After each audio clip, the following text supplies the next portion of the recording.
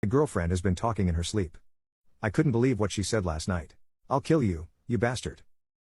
I woke up with a jolt, my skin prickling.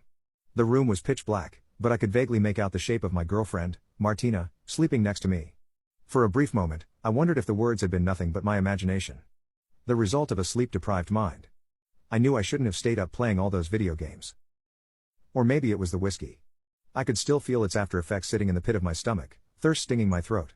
Gingerly, I picked up the water glass I always kept on the bedside table and took a few greedy gulps. It was going to be okay. It was only a bad dream. But as I drifted off to sleep, Martina's voice found my ears again. "Please help me, Luke." My eyes flew open again, my heart pounding uncomfortably in my chest. This wasn't the first time I was staying over at my girlfriend's. Martina had talked in her sleep before, but it had always been random gibberish about laundry and hiking and cats. I wondered if she was having a nightmare. Gently, I flipped over to her side of the bed and put my arms around her waist. "There, that should do it." "No more bad dreams," I whispered, nuzzling the back of her head. She didn't respond immediately. In fact, I was beginning to think she wasn't going to say anything else, as sleep dulled my own senses, before a slow, deliberate snarl escaped her lips. "Maybe if I take out your vocal cords you'll be quiet." I recoiled, pulling my arms away and sitting up in bed. Martina had never said anything so vile before, and her tone was unlike anything I'd ever heard in my life. "Honey?"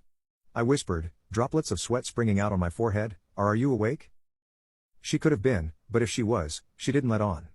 I nudged her, hoping to get some kind of reaction, something that'd reassure me she was okay, but there was none. My brain was still foggy from the whiskey and I wondered if that had anything to do with it.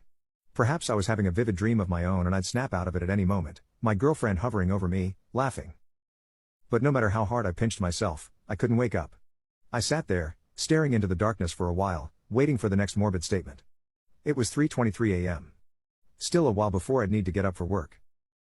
I decided to face the wall instead. I lay staring at it, my ears picking up on the slightest twitch, creak of the bed or rustle of the sheets. I wasn't sure why I was getting so worked up. My girlfriend was kind and gentle, she was only having a bad dream.